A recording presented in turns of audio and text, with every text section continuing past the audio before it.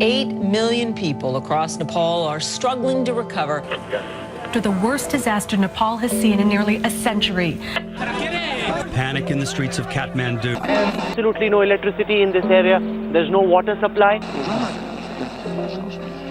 300 million people in Africa still don't have access to clean water. The United Nations declared years ago that access to water and sanitation is a human right. Without it, human life cannot exist. Water on tap in the home is a luxury. Chaos tonight here on the island of Lesbos. There's really no end in sight to this crisis. Syrians, Iraqis, desperate refugees braving a life or death journey. So many are dying in this narrow sea between Turkey and Greece. A number of boats coming in this morning, and this one seems to have lots of children on board.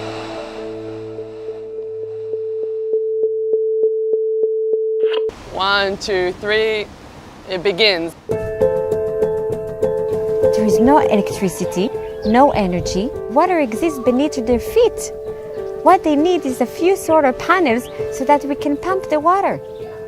Children are coming to Israel. We operate them. We host them until the operation is done and the recovery time is done. They go back home.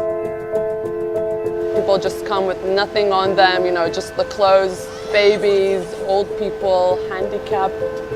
At this moment, history is being written, and I want to be a part of it. Can't sit at home, see this, and not help.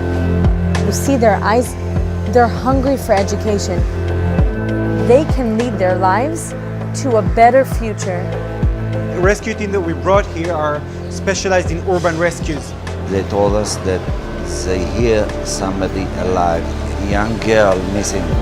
This is what we do in Africa, in Ethiopia, in India, in South America. It doesn't matter what color they are, what size they are. Not only our privilege, but our duty. This is how change starts. The real Israel, it's what we are doing here.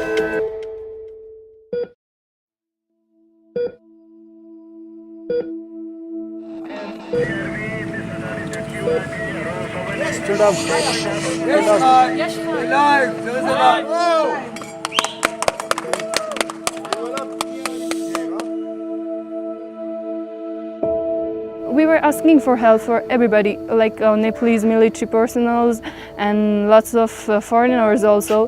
And Israel had come straight from the airport and started digging up. And the thing they have and others didn't have is faith and hope. They found Krishna Kumari.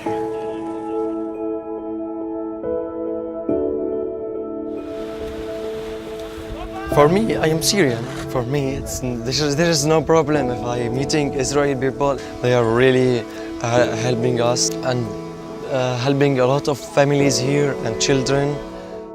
Feeling very happy. Israel people, volunteers coming every year to teach our students, change in daily life also. No longer sick, no longer weak. I'm going to play like other children. I never interacted with people from the other side, the Jewish people, but now we interact with a lot of people. You get to know people as individuals. It's a very good experience. They are really so special to my family. Come again.